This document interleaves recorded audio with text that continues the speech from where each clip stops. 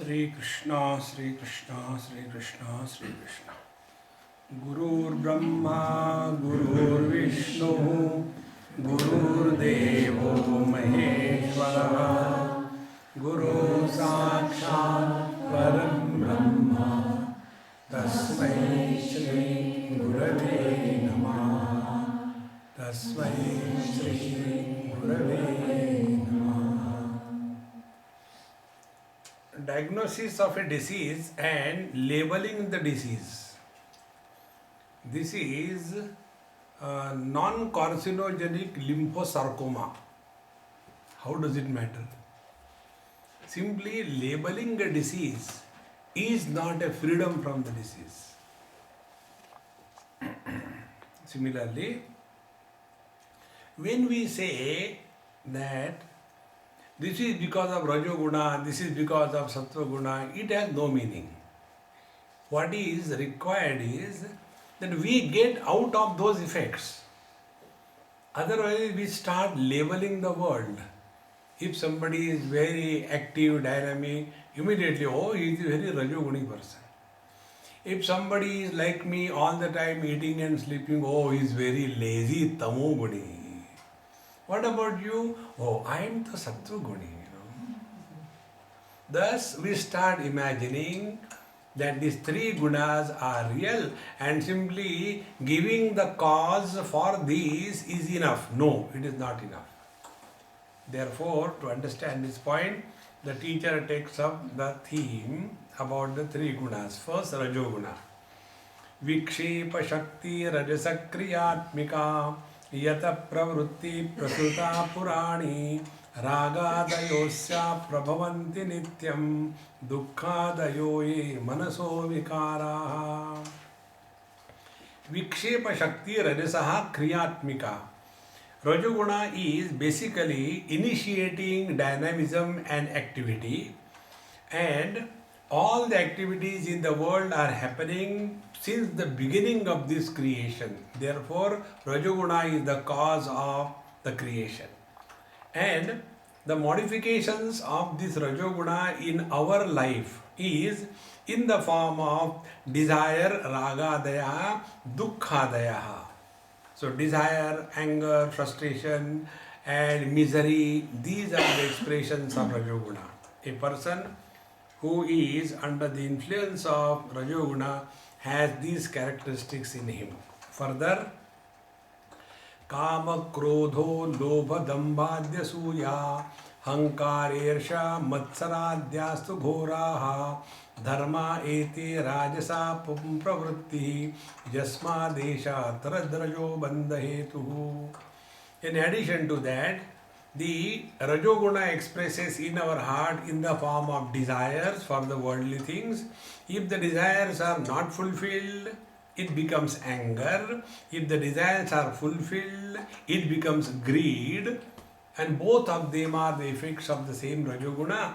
Dambha, hypocrisy, Asuya, jealousy, Ahankara, the arrogance of the doership, Irsha, envy, Matsara, not liking anybody to progress better than us. All these are the effects of Rajoguna in our inner personality. So two things. In the external world, Rajoguna expresses as dynamism and activity, and internally it is a cause of all the disturbances from various reasons. Tasmad Esha Tad Rajo Bandha Hetuhu. Therefore, Rajoguna is the cause of bondage. It keeps us tied down to this world of activity. See, friends, according to the Vedic religion, there are 4 stages given in life. First stage is Brahmacharya ashram. During that time, it is a student life. A student is supposed to dedicate all his time, energy only for studying and becoming capable to enter the Grahastha ashram. After we enter the Grahastha ashram, then we are allowed to get involved in all kinds of activity, dharma, artha, kama, moksha, earn, spend, enjoy, bring the family, etc. Then from there the third stage comes the vanaprastha. Vanaprastha is prepare yourself now to enter into the sannyasa so that you are able to fully occupy yourself into the absolute truth. Therefore, these are the different stages through which one has to go, and those who are workaholic, they just cannot withdraw from this and get entangled in this world more and more. Therefore, let us understand activities, karma, getting involved up to a particular limit. And for what purpose? Not for achieving anything in this world, but karmani chitta shuddhyartham. For the purification of the mind, the karma is done. Now the second one is tamoguna, our good friend. Esha vrittir nama tamogunasya shaktir yaya vastva bhasati nyatha saisha nidanam purushasya samsrutehe vikshepa shaktehe prasarasya hetuhu. Tamoguna is the one because of which the things are not seen as they are. See, we all decide what we want to see in this world. We don't see what the world is. If we see what the world is, we will have the vision of the divine presence. But because our attention is on the non-essentials, names and the forms, differences and disagreements, and therefore, although the divinity is abundantly present in this world, it is hidden from our cognition because of this tamoguna's effect. Vastu avabhasate anyatha. The things are not seen as they are. Saisha nidaram purushasya samsrutehe.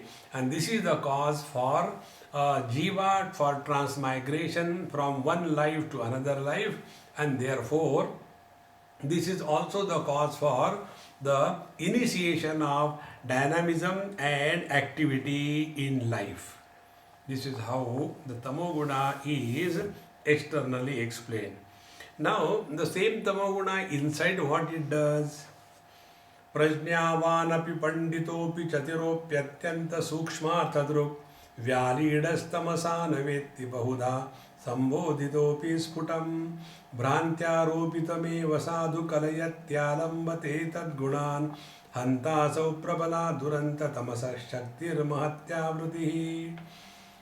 Overpowered by the tamoguna, the power of dull-wittedness, even an intellectual, well-read, clever, very well studied in the scriptures, even such a person, although instructed in many ways, is unable to understand correctly.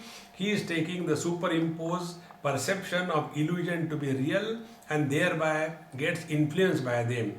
Most difficult to conquer indeed is this great power of concealment. Because we are obsessed. It is something like, a person who has, defect in the vision. We go to the doctor. What the doctor does? He doesn't change the world. He doesn't change the vision. He only changes our ability to adjust the focal length. When the focal length is correctly adjusted, our perceptions are perfect. One day I went in a school for some exhibition, and then those children were showing me below the microscope. They say, Swamiji, have you seen microscope?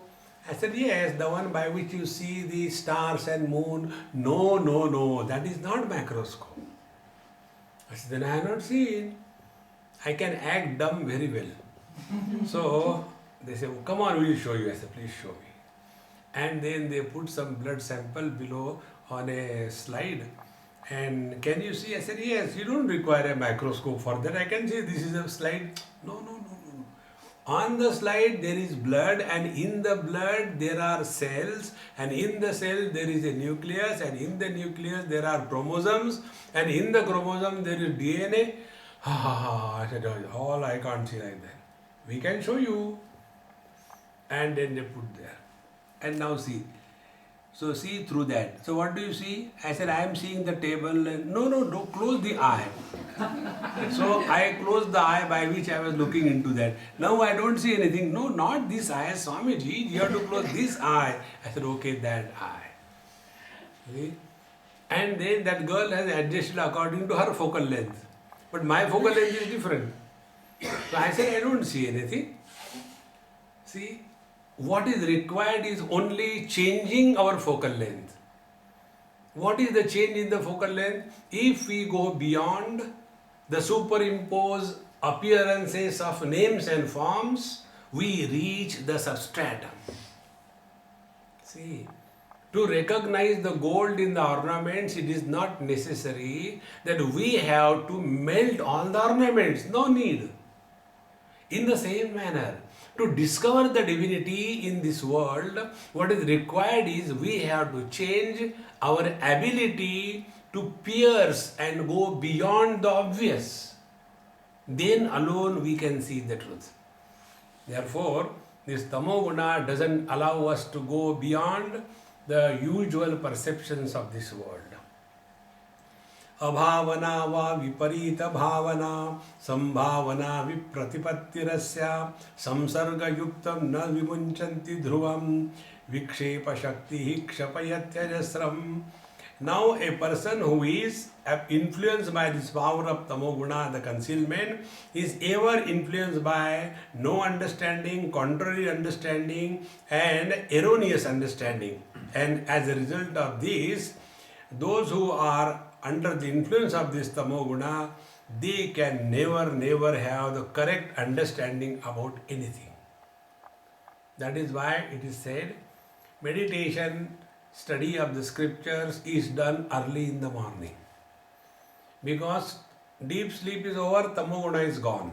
Now, before we get into physical activity, rajoguna, before that, remain contemplative. And in that contemplative time, spend your time in meditation or study of scriptures.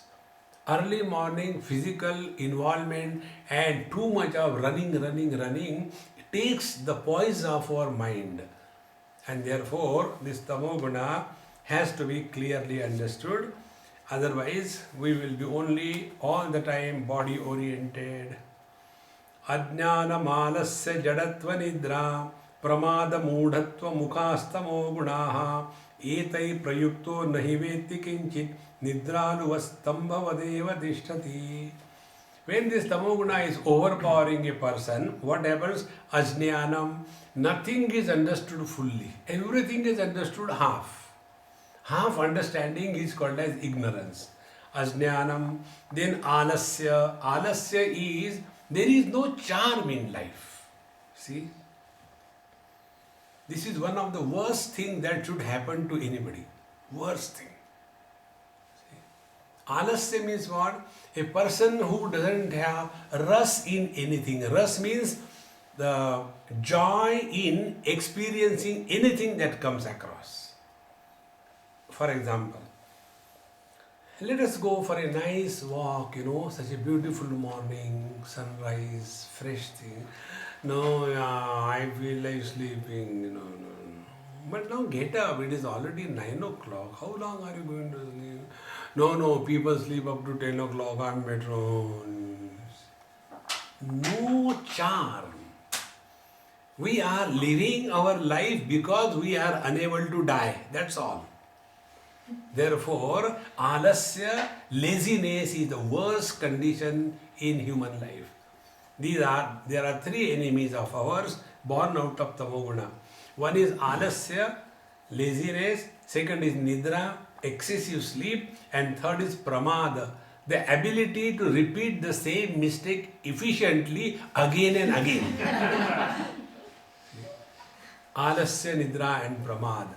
These are the 3 aspects of tamoguna. And then mudhatva mukhas tamoguna. Mudhatva, always dull-wittedness. Why we are not able to understand something? Because we are not available. Either our mind is running here and there, or we are talking constantly to ourselves. Oh, what is this? These people have to say, that be happy all the time. Let them get married and show, be happy, how it is possible. Such kind of reactions, when they are going on in the mind, such a person can never understand the scriptures. Etaihi prayuktaha na vetti kinchit such a person doesn't understand anything, then how is he nidraluvat, all the time in the Shambhavi mudra? What happened to you? Nothing happened like that. No. We have to be alert, brilliant, bright. This is the meaning of that prayer. Sahana bhavatu sahanau bhunaktu sahaviryam karamavahe tejasvina vadhitamastu. Whatever we have studied, it should be so brilliant and bright that it is available to us when it is required.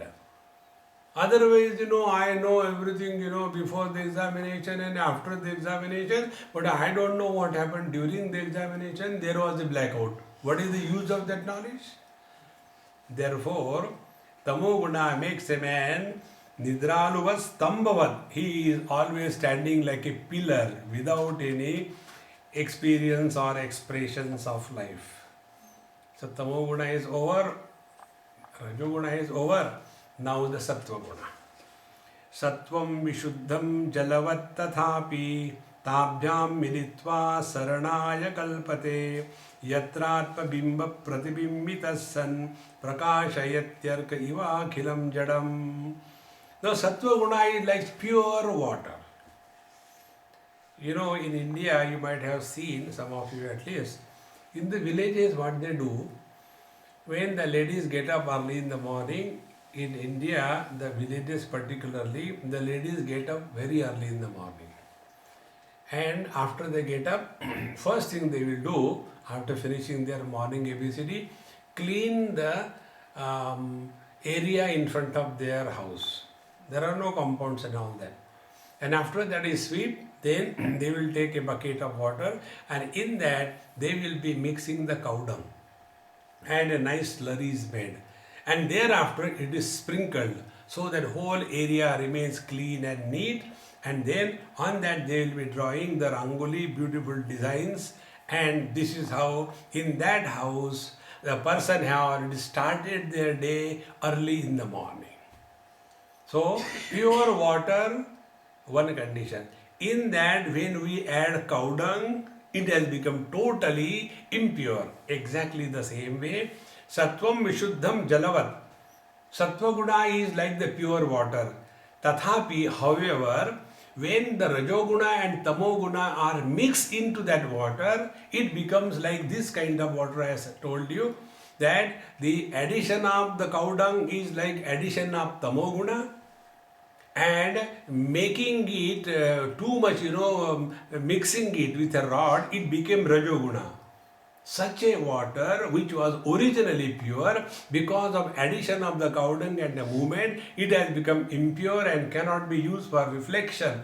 In the same manner, when our mind is basically sattva guna, but when too much of objective world is given importance in our life, the mind is as if in that mind we have added the cow dung in the form of the importance to the worldly objects.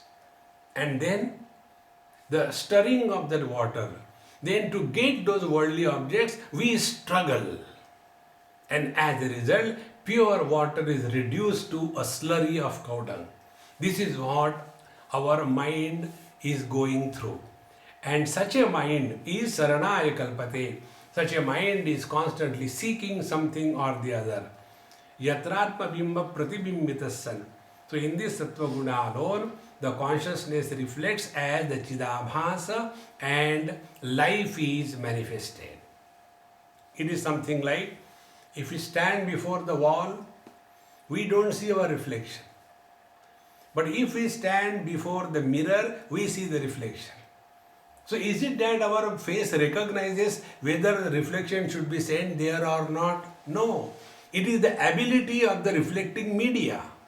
In the same manner, in the rajoguna and tamoguna, consciousness cannot reflect. Consciousness can reflect only in the sattva guna. And therefore, sattva guna is knowledge oriented. Therefore, a person who is basically sattvic, he is always knowledge oriented, less he is action oriented, and minimum he is involved in the worldly things and beings. This is how this knowledge tells us that we have to reduce the importance of the worldly things and beings. We have to curtail our unwanted activities and participation in this world. Then alone we are available to our own essential self. Now, continuing further, Mishrasya Sattvasya Bhavanti Dharma Tamanitadya Niyamayamadya Shraddha cha Bhaktischa Mumukshata cha Daivi cha Sampattirasannivrittihi.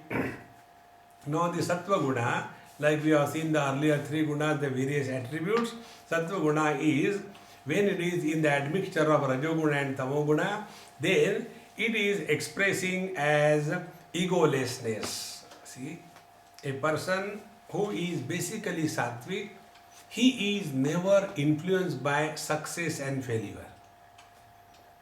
See, Bhagavad Gita's foundation is this. Sukha dukkhe same krutva, labha labhau samo krutva, jaya jayo samo krutva, tato yuddha yujjasva naivam papam avapsasi. When we interact in this world, either we will win or we get defeated.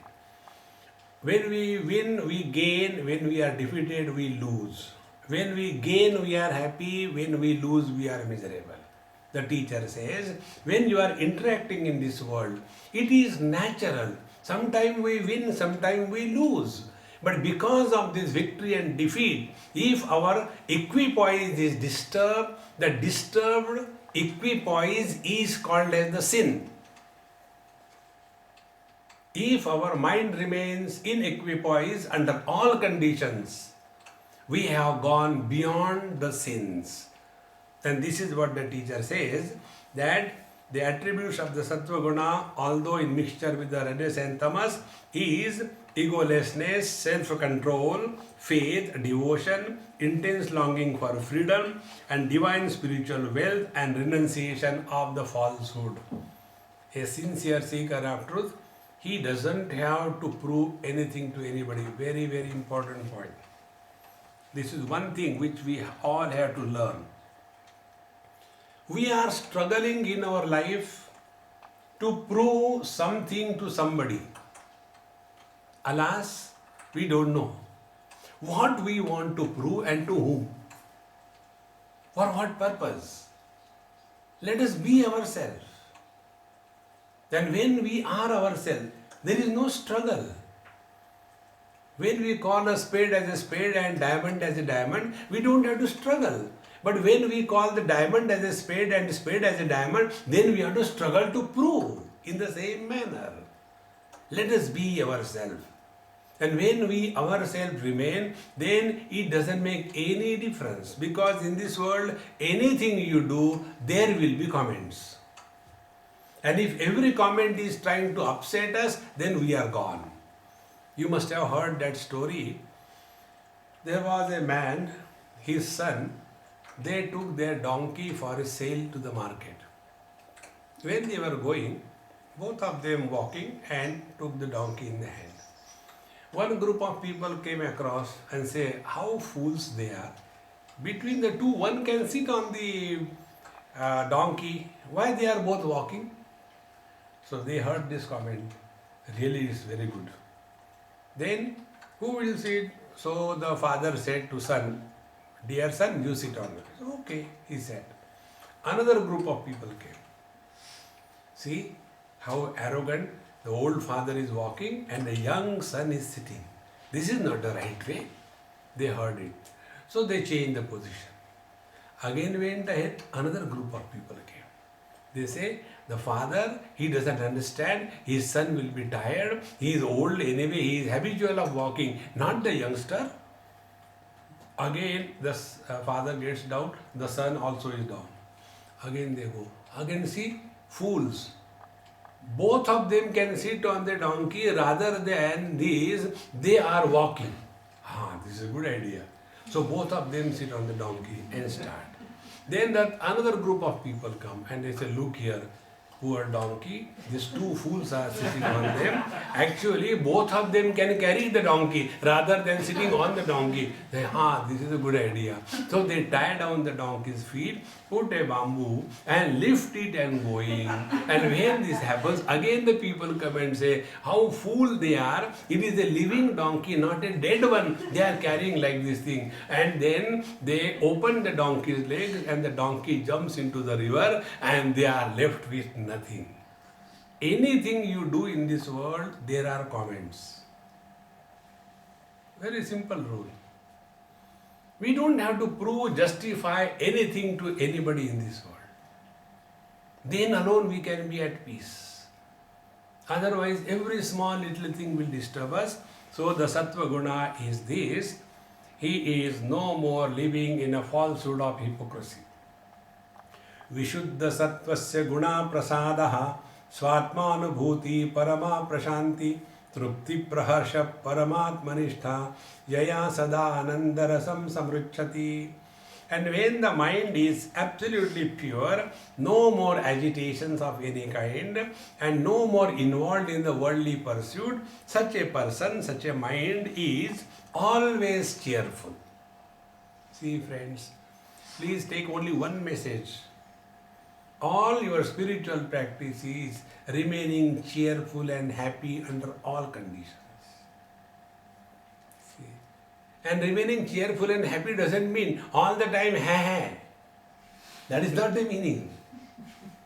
Remaining cheerful and happy means we function under zero complaint level. Number 2, we don't have to prove anything to anybody. Number 3, we don't have to justify why we do like this. We are like this. Number 4, never try to make anybody happy in this world. Do you know why? God failed. When God failed in His own creation, will you and me be able to succeed? And the reason is, everybody has got a freedom to be miserable. We belong to a democratic society. If somebody wants to be miserable, tathastu. Don't try to make, no, continue miserable. You want some more misery, I can give. See? Then alone we will be leading a peaceful and cheerful life. Therefore, Swatmanubhuti Parama Prashanti, always at peace and supremely happy, content, unparalleled bliss, and living in absolute reality. These qualities are essential. Yaya sada anandarasam samruchati. These qualities are the expression of the inner bliss. Therefore, we all must practice again and again. This is the only thing. The world has always been like this. There is a limit up to what we can help somebody or do something. Beyond that, we need not. We are not obliged. We have not created this world to take care of this world. Nor we are appointed as the general manager of God's creation. Take care of yourself. Uddhared atmanatmanam natmanam avasadayet. That is the purpose of our life. So we are taken care of the gross body and subtle body. Now we come to the third body, the causal body. It is not a casual body, it is a causal body. Now what is the causal body? Avyaktam etat trigunai niruktam tat karanam nama shariram atmanaha sushupti retasya bhavak vibhaktavastha pralina sarvendriya buddhi vrittihi. Causal body or karan sharira is the one which is avyaktam, which is unmanifest. You must have seen, I went to somebody's house and they were blessed with a child, and the child was about 1 year or a little less. So when I went, I was very anxious to see the child because I heard but I couldn't go and see. And when I went, the mother was cooking. I said, Mama, where is the baby? I want to go and see him. I am very keen. I like kids. So he was sleeping in the cradle. I went to kiss him. The mother came and pulled me behind. Swamiji, don't. I said, look here how cute he is seen, beautiful. I can't hold myself. She said, he is beautiful, cute only when he is sleeping. The moment he is awake, he is a Rakshasa. So please don't disturb him. In deep sleep, every one of us look very innocent and beautiful. Because all the Rajoguna, Tamoguna, everything is totally quietened. Avyakta. It is unmanifest. So avyaktam etat trigunehi niruktam. And all the three gunas are in the unmanifest condition, and this is called as the causal body of the self. Now what is the causal body of the self therefore? When the burning power of the fire is unmanifest, be very attentive. When the burning power of the fire is unmanifest, that fire supports the forms. Because fire is the cause for all the forms. Like sound is for the space, touch is for the air. Similarly, forms are supported by the fire. When this potentiality of the fire is unmanifest, the moment the burning power is manifested, the whole form which was supported by the fire, the same form comes to ashes. Exactly the same way. Our potentiality, this ajnana or the current sharir, the causal body, when it is unmanifest, it is no more having its effect and everything is extremely peaceful. And the current sharira is sushupti etasya vibhakti avastha. And during the deep sleep, this causal body is distinctly manifest. And during this experience, pralina sarvendriya buddhi vritti, all sense organs, all organs of action, and all our mind, intellect, buddhi, everything is totally quietened. And therefore, in the deep sleep, only the pure self, where all the conditionings are unmanifest, is existing. And pure self is all bliss. And therefore, in deep sleep, the blissful self alone is enjoying his own glory. That is why when somebody wakes up from the sleep, we don't want to get out immediately. We want to continue on the bed for another 5 minutes, only 5 minutes more, not more, okay? And again we go. Why? Because we were as if, after good food, you go on sucking your fingers, isn't it? In the same manner, the bliss that we have experienced during the deep sleep, the continuance of that bliss is continued for next 5-10 minutes. Therefore, in the deep sleep, it is the causal body where everything is unmanifest.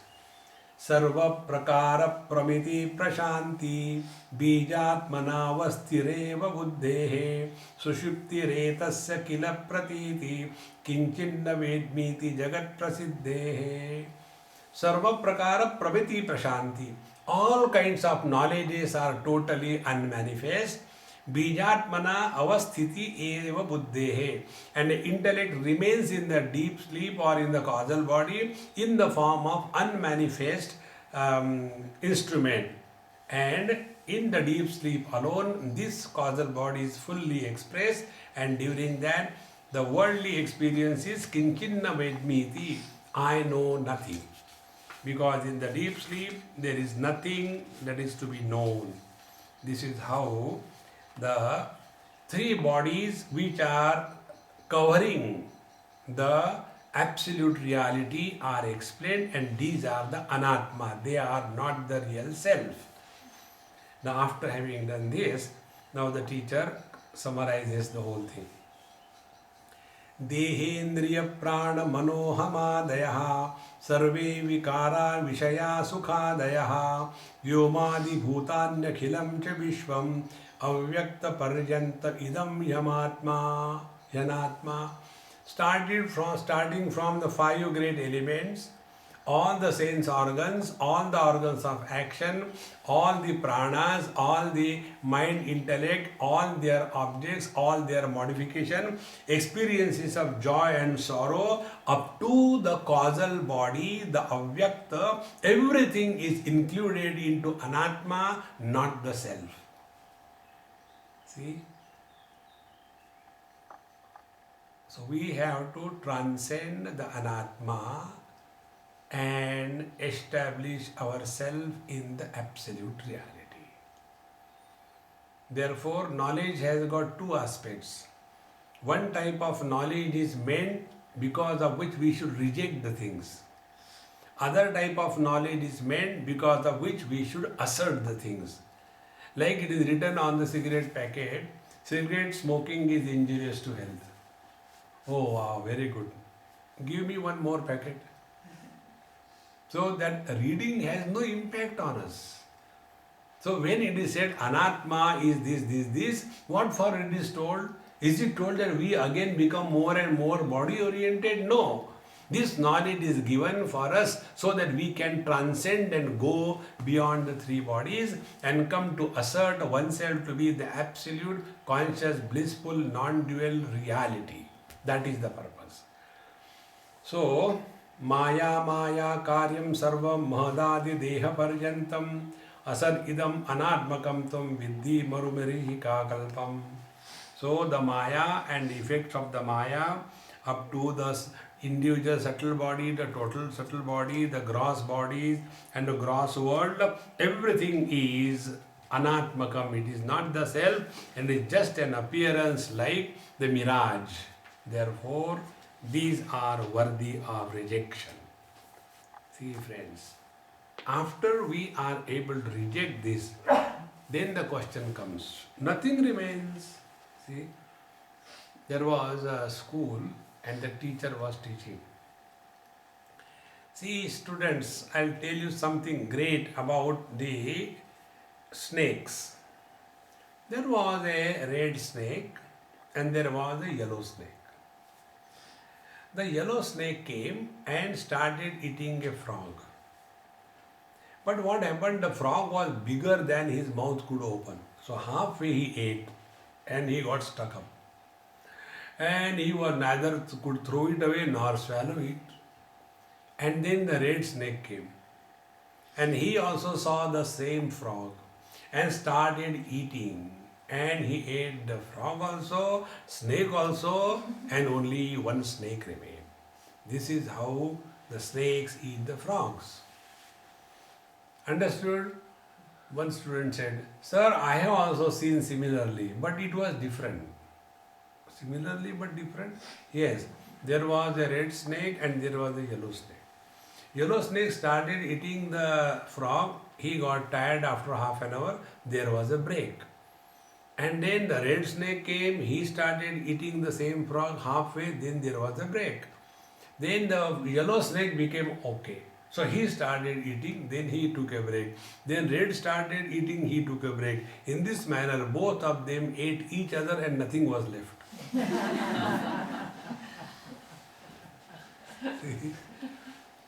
So when the world is rejected, sense organs are rejected, organs of action are rejected, mind is rejected, intellect is rejected, everything is rejected, then nothing remains.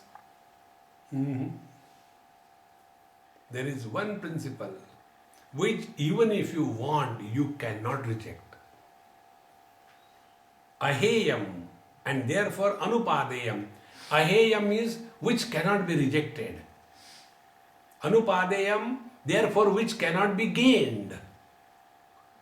Our essential nature is not the product of our spiritual practice. Even if we don't want, we are divine. See friends, so what is required is only one thing, cognition of our own divinity. See, therefore Vedanta doesn't talk that somebody is a sinner and is going to hell, no. Because everything is supported by the same reality. I remember one person asked me, Do you believe in Jesus? I said, yes, I believe. Then you are a Christian? I said, yes, I am a Christian. But you are a Hindu? I said, yes, I am a Hindu. How come you are both Hindu and Christian? I said, latest technique, 2 in 1.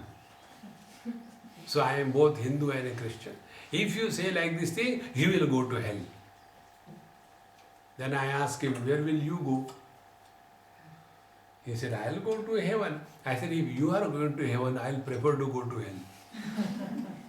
See, friends, this frightening and cursing cannot be accepted as the spiritual path. Because can the hell exist independent of the reality?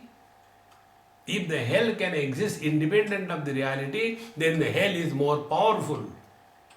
Like health is supported by life. Similarly, disease is also supported by life. For the life, health and disease are same. They are not different. Can we ever find out the incidence of cancer in the Catholic graveyard? No. Cancer can happen only to the living person, not to a dead person. In the same manner, this absolute reality is beyond all relativity. And this only has to be recognized. It is not created either through karma or through yoga or through devotion or through charity or taking holy dips. These are not required to recognize our own essential self. See, friends.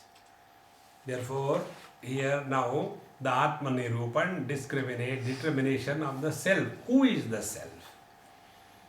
Athate sampravakshami swarupam paramatmanaha yaj vijnaya naro bandhan muktaha kaivalyam ashnute. Now, my dear student, now I shall tell you exhaustively and in great details what is our essential nature. See, these are the 2 words, please understand them. One is essential nature and second is acquired nature. Essential nature is that which cannot be rejected, which cannot be denied, which cannot be altered and which cannot be rejected. It has to be there, essential nature. And what is the acquired nature? Acquired nature is acquired by us only by the strength of habit. See? Like, we are essentially divine. So the divinity cannot be created or destroyed. Now what is the acquired nature? Acquired nature is doubt, suspicion, anger, depression, frustration, finding of faults of others, commenting. This is all acquired nature. Cigarette smoking. Nobody is born with a cigarette packet and a lighter in the hand. Where from it comes? It is only acquired. So all the spiritual practice is we have to conquer our acquired nature and get established in our essential nature. See?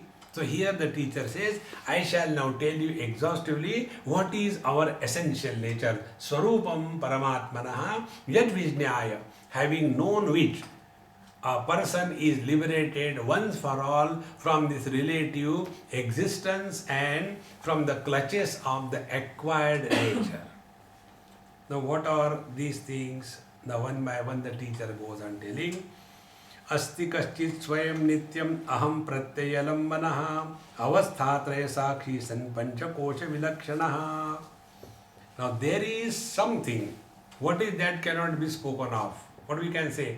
There is something which is ever existing, independent of everything as self-asserted being. See, there is something. What is that we cannot talk about? And what is that further? Aham pratyayalambanaha, which is supporting the notion of I.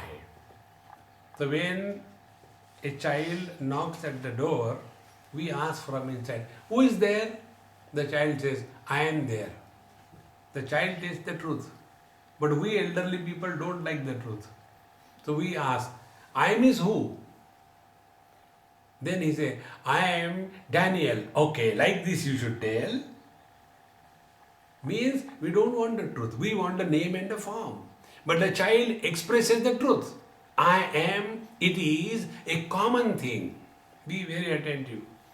I does not have plural number. He, she, it. Third person singular. They, third person plural. Thou, second person singular. You, second person plural. I, first person singular. What is the plural of I? We. And what is we? Dissolves the second person and third person. There is no plural of I. I includes everything, rejects nothing. This aham pratyalambana, this is the one, and therefore I also does not have gender. Second person, third person has gender. He masculine, she feminine, he neuter. But I doesn't have gender. It can be used by a man and woman equally. It doesn't have age, it doesn't have number, it doesn't have person. See friends, this absolute I alone supports everything. This is the factor we are talking about. Asti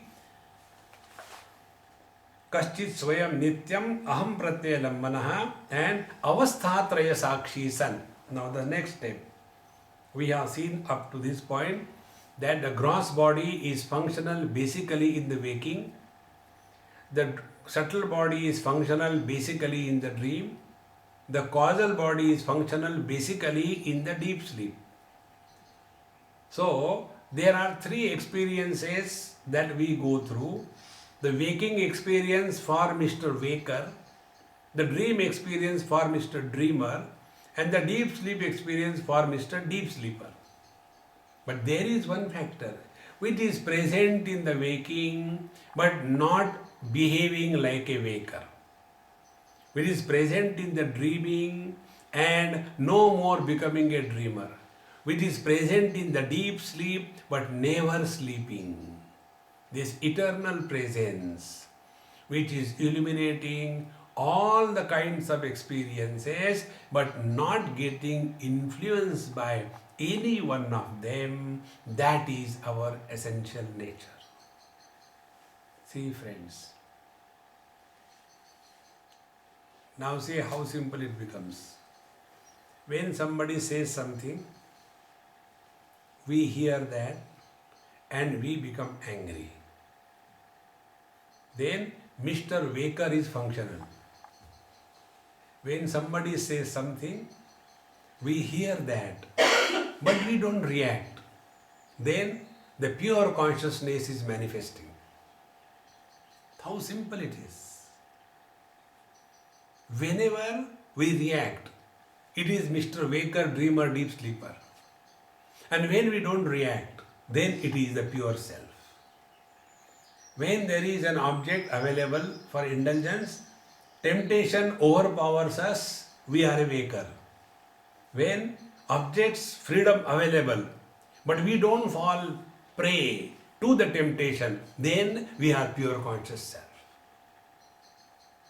See friends, in Mundakopanishad, a mantra comes, Dva suparna sayuja sakhaya samanam vruksham parishashvajate tayo anyaha pippalam swadumatti anashnan anyaha avichakashiti. On the tree of the body, there are two birds sitting together. They are exactly like each other, like the original and the reflection.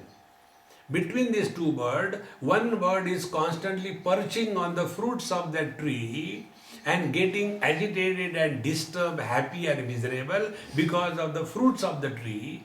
And the other bird is not at all tasting any fruit and remaining in his own glory. These two birds are none other than the pure self that we are and the conditioned self that we become.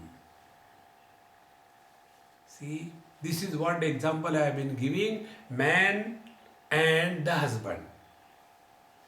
Man is unconditioned bliss and husband is conditioned misery. So can we separate the man and the husband from each other? No. They are simultaneously. See, friends, therefore to know the truth, we don't have to do anything. See, only remaining extremely alert and aware. Are we falling victim to our habits? Are we getting carried away by the temptations? Are we becoming hypnotized by the superficial glory of this appearance of this world? Are we getting caught up in our own fabrication of imaginations? When we thus become aware and remain untouched by the world and the experiences of the world, then in that case, no experiencer is born. See, friends, that meditation where meditator is born is not a meditation. That joy where enjoyer is born is not a joy. That action where a doer is born is not an action. It is not a karma. See, friends, that knowledge where knower is born is not wisdom. This absolute reality has to be recognized by us clearly and distinctly. Therefore, asti kaschit swayam nityam aham pratyayalambanaha avasthatraya sakshi san. So the three experiences come and go, they never touch us.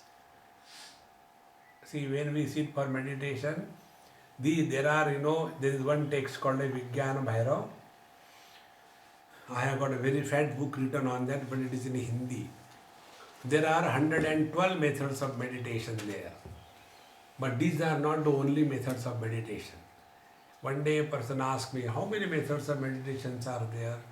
I said, look here. The number of meditators sitting for meditation multiplied by the number of times they sit for meditation is equal to far minimum than the total methods of meditation. Because no meditation is ever repeated. That which is repeated, it is not a meditation. Then such meditations become a military drill. See, one sergeant was teaching the military, newly recruits. Attention, left turn, right turn, about turn. And he was giving the training. And there was one new recruit. He was simply standing with a chewing gum in his mouth. And the sergeant noticed. He got angry. Why don't you turn when I am giving orders? So he said, sir, first decide which is the last turn. I will turn that time. Sometimes you say left turn, sometimes you say right turn, sometimes you say about turn. You are confused. Friends, meditation is not a military drill. It is living more and more in awareness. When we live 24 hours in awareness, then we don't have to do meditation. Then we are living in meditation. Meditation is not a verb. It is not an action. See? Therefore, friends, here the teacher tells us, Asti kaschit swayam nityam aham pratyalambanaha avasthatraya sakshi san. Like all the achievements and failures of the dream cannot be smuggled in the waking experience. The happiness of the deep sleep cannot be brought in the dream and the waking. Similarly, the achievements and the failures of the waking have no entry in the absolute truth. See, friends, avasthatraya sakshi san and panchakosha vilakshanaha. We have seen the three bodies. We have not yet seen the panchakoshas, we will see subsequently. Three bodies are divided for understanding into Panchakosha, the five. Small finger is the gross body, Sthula Sharira, called as Annamaya Kosh. The ring finger is called as Pranamaya Kosh. The middle finger is called as Manomaya Kosh. The index finger is called as Vijnanamaya Kosh. And the thumb is called as Anandamaya Kosh. Five of them. These five koshas are grouped in three bodies. The gross body is called as Annamaya Kosh. The causal body is called as Anandamaya Kosh, and the three aspects, that is the Pranamaya Kosh, Manomaya Kosh and Vijnanamaya Kosh, these three together are called as the subtle body. So whether you talk about the subtle body or the three koshas, whether you talk about the Sthula Sharira, gross body, or the Annamaya Kosha, or you talk about the causal body or Anandamaya Kosha, it is the same, there is no difference. So here the teacher says, Panchakosha Vilakshanaha. The self is the one which is Vilakshanaha, of the opposite nature of the Panchakoshas. So what are the Panchakoshas? Gross body is suffering from two limitations, Jara Mrityu, old age and death. Then the Pranamaya Kosha suffering from hunger and thirst. Manomaya Kosha is suffering from delusion and grief. These six things together are called as Shad Urmis, and they belong to the lower three. Heaven is that where old age and death is not a fear factor, hunger and thirst is not a fear factor, delusion and grief is not the fear factor. A person who is no more living under the fear of the six factors, he is in heaven. Heaven is not a place, it is the quality of experience. In Kathopanishad, Nachiketa asked this question, न तत्रत्वं न जरया विभेति उभा तीर्थवे अशनाया पिपासे शोकातिगो मोदते स्वर्गलोके. In the heaven, there is no death and old age, there is no hunger and thirst, there is no grief and delusion. So, when we are transcending these three koshas, we have gone beyond the three lower parts of our existence. See? So, vilakshana. A person who is living as the conscious self, he can never have even a passing thought of death. Even if a passing thought of death appears in our mind, we are still raw, require lot and lot of contemplation. Then, so the gross body is the house, Pranamaya Kosha is the powerhouse, Manomaya Kosha is the means of communication, then Vijnanamaya Kosha is Mr. I. There a doership is born. And therefore, this I is the factor which creates differences. This is called in Sanskrit as Tarjani. Tarjani means threatening. When we want to threaten somebody, which finger we use? Suppose I want to tell her, I am going to punish you. So I will use this finger, is it not? Will I use this finger? I am going to punish you. Okay, go. You cannot use, because the I is represented by this Tarjani, the threatening. So this is the Vijnanamaya Kosha, where there is a sense of doership. And Anandamaya Kosha is the one where there is a sense of enjoyership. So what is our total personality? Body is our house, prana is the power, mind is the means of communication, Vijnanamaya Kosha is Mr. I, and Anandamaya Kosha is the enjoyer. The truth is beyond fire. See, friend. Avasthatraya Sakshishan Panchakosha Vilakshanaha. It is other than the Panchakoshas. यो विजानाति सकलम जाग्रत स्वप्न सुषुप्तिषु बुद्धि तद्वृत्ति सद्भावम अभावम अहमित्ययम. Now this reality, which is supporting all the experiences of the dream, waking and the deep sleep, and all the modifications of the mind and the intellect, along with the presence and absence of the thoughts, is beyond the notion of I and is the absolute reality.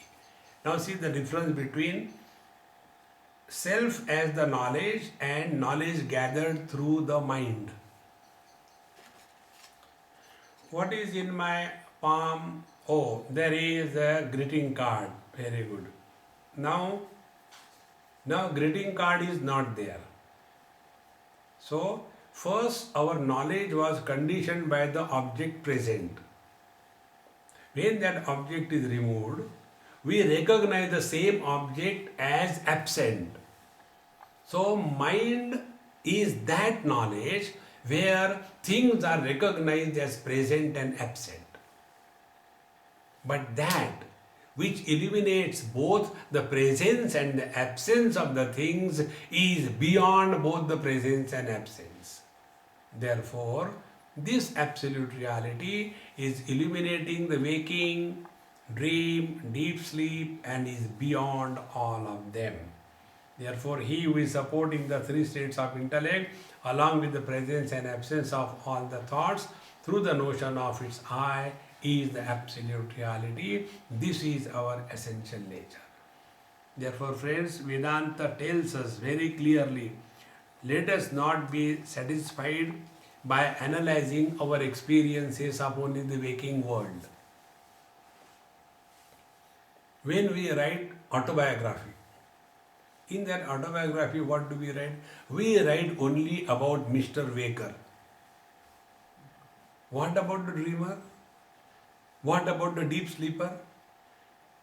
Those experiences were also there. And the dream experiences cannot be attributed to the waker. It cannot be. Because in the dream, the waker was not there. See, friends, and as in every dream there is a separate dreamer, in the same manner, in every waking there is a separate waker. So where is the question of an autobiography? Every day a fresh me is born. And when we start living in the utter present, then we don't carry the load of the past. The load of the past is called as the ego. The one who lives in the utter present is liberated from the burden of this ego. Therefore, yaha pashyati swayam sarvam yamna pashyati kaschana. He who is illuminating everything, but none can illuminate him. Now take an example. Eyes can see all the colors and forms. Eyes cannot see themselves. See? Nobody in this world has ever seen his or her eyes. No, sir, I have seen. How? One girl told me. She took out from her purse a small mirror.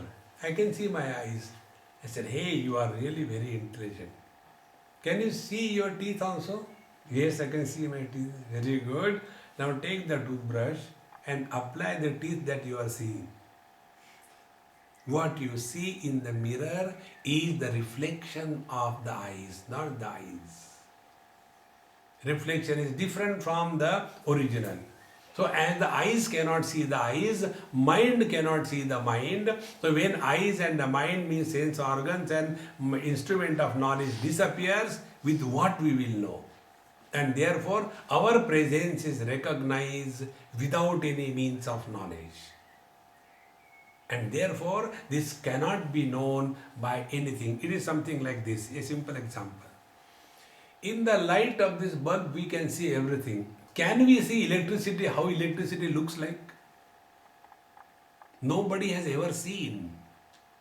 In the same manner, in the light of consciousness, everything can be seen. But that light of consciousness cannot illuminate itself. It is not possible. Therefore, yaha pashyati swayam sarvam yamna pashyati kaschana. He who is illuminating everything, but nobody can illuminate him. Just chetayati buddhyati natu yam chetayatyayam. And because of this reflection of the light of consciousness, everything in this world becomes enlivened. But nothing is able to recognize this divine presence. That is our essential nature. Come to abide in that. See, this is what Patanjali says. Tada drashtuhu swarupe avasthanam.